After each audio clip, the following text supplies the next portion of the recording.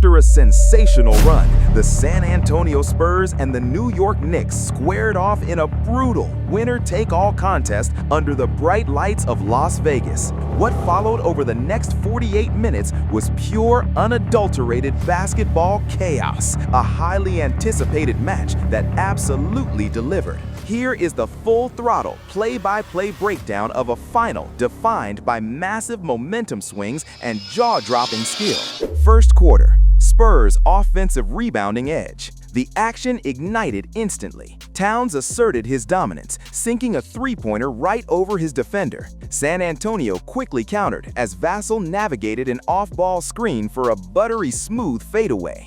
Jalen Brunson then put on a defensive masterclass, momentarily halting the Spurs' defense to find OG Anunoby on a slick backdoor cut. In transition, De'Aaron Fox showcased his explosive pace, gliding in effortlessly for a mid-range jumper.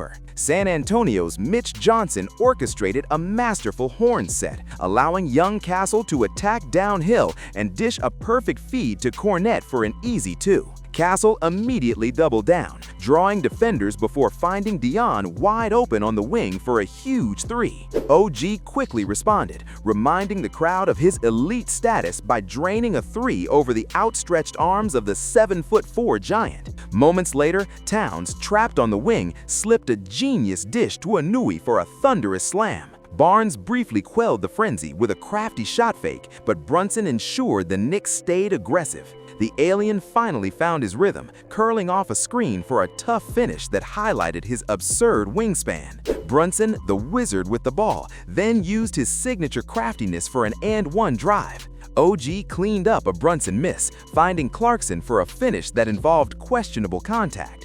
Just as the intensity peaked, Johnson caught a trailer pass and absolutely buried a clutch 3 to tie the score. At the horn, the Spurs led 30-28, fueled by their ferocious attack on the offensive glass. The Spurs' second-chance point dominance carried into the second as Kornet overpowered Karl-Anthony Towns down low. When New York shifted to his own, Fox surgically dismantled it, collapsing the defense to create a wide-open triple. However, OG Anunoby proved a persistent headache for the Spurs, schooling the rookie at the free-throw line. Off a quick inbound, Fox connected on a perfect feed to Kornet as the Spurs were off to the races. Out of a sideline play, a K back screen completely disoriented the defense for an uncontested triple. Up until this point, Wembanyama had been quiet, but he announced his arrival, curling off a down screen to drill the elbow jumper. San Antonio expertly capitalized on a transition opportunity, with Devin soaring over Anunoby for a putback after an initial miss. The Spurs' defensive pressure intensified, translating immediately into their lethal fast break game. Wembanyama's presence clearly unsettled the Knicks, and he nearly detonated the rim on offense. However, Brunson, showing heart over height, emphatically rejected the 7-footer. Kornet's work on the offensive glass was crucial, cleaning up a missed shot. Off a stagger screen, Fox drove hard and found a relocating Devin Vassell. Then Brunson located OG trailing the play, and Anunoby elevated, hanging in the air over Kornet. The Knicks never backed down. A clutch steal and hustle play led to a breakaway for OG, capping his massive first half. But Fox had the final word, attacking Hucky in the drop coverage for the closing bucket. After a true bloodbath of a half, the Spurs clung to a 61-59 lead. The third quarter began with an absolute bang. Barnes swung the ball to Fox, who immediately buried a 3 to set the tone. The very next possession, Fox unleashed a step-back jumper off a high screen, silencing the famously vocal Spike Lee. The Knicks finally wrestled back momentum, swinging the ball around the perimeter to find Bridges wide open for a corner triple.